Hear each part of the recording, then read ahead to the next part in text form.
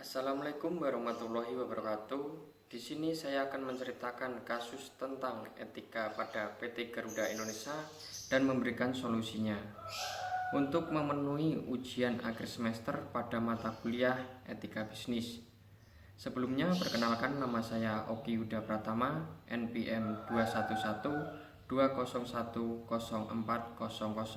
dari kelas 1I Prodi Manajemen. Berikut cerita kasusnya.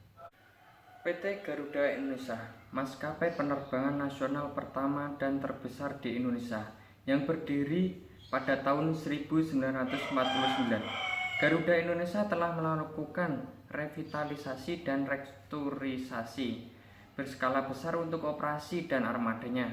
Hal tersebut mengakibatkan perusahaan merancang dan mengembangkan program pelatihan bagi karyawannya dengan mendirikan Garuda Indonesia Training Center. Prestasi yang didapat oleh PT Garuda Indonesia sudah banyak. Hal tersebut merupakan hasil dari kerja keras manajemen perusahaan dalam menyediakan pelayanan yang terbaik bagi konsumen mereka.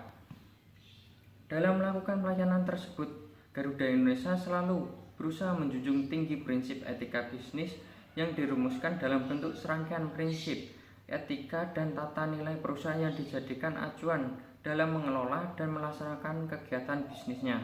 Walaupun PT Garuda Indonesia memiliki segudang prestasi maskapai, ini tampaknya juga tidak terlepas dari permasalahan yang terjadi, seperti persekongkolan antara para pelaku usaha atau juga bisa disebut meeting of mind untuk meniadakan diskon atau membuat keseragaman diskon, juga kesepakatan meniadakan produk yang ditawarkan dengan harga murah di pasar. Pada 2019 terjadi kasus penyelewengan jabatan oleh Ari Askara. Selain melakukan praktik rangkap jabatan, Ari juga melakukan penyelundupan motor Harley Davidson dan sepeda Brompton. Kasus ini berakibat pada pencopotan jabatan Ari Askara oleh Menteri BUMN yaitu Erick Thohir. Kasus terakhir yang dialami oleh PT Garuda Indonesia yakni terkait laporan keuangan. Dalam kasus ini, komisaris maskapai menolak laporan keuangan Garuda yang menunjukkan bahwa perusahaan memperoleh laba bersih sebesar 809.850 US dollar pada 2018. Angka ini lebih besar dibandingkan tahun 2017 lalu. Atas kasus tersebut, pihak akuntan publik dan kantor akuntan publik auditor laporan keuangan Garuda dijatuhi sanksi oleh Kementerian Keuangan atau Menq karena terbukti bersalah. Jadi meskipun memiliki segudang prestasi, tidak menjadi patokan bahwa perusahaan itu memang dalam kondisi yang baik. Pasalnya, permasalahan yang dapat timbul tidak hanya dari pihak eksternal saja, tapi juga internal. Nilai security PT Garuda Indonesia telah dilanggar oleh beberapa pihak internal perusahaan. Garuda Indonesia telah dilanggar oleh beberapa pihak internal perusahaan, yang mana merupakan sebuah bentuk penyimpangan dari etika bisnis yang diterapkan perusahaan sebagai pelaksanaan prinsip Good Corporate Governance atau juga bisa disebut GCG. Dengan banyaknya kasus yang menimpa, pastinya sangat tidak baik untuk iklim bisnis Garuda Indonesia.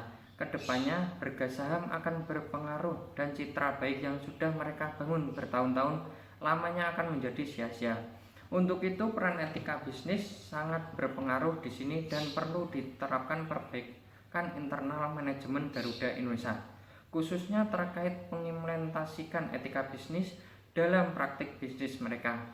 Hal ini sangat penting untuk kemajuan bisnis mereka ke depannya.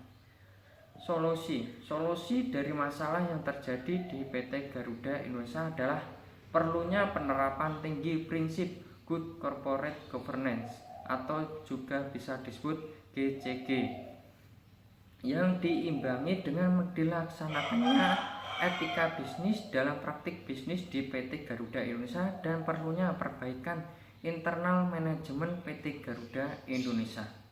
Itulah cerita kasus etika pada PT Garuda Indonesia. Jika ada salah kata, saya mohon maaf sebesar-besarnya. Saya akhiri. Wassalamualaikum warahmatullahi wabarakatuh.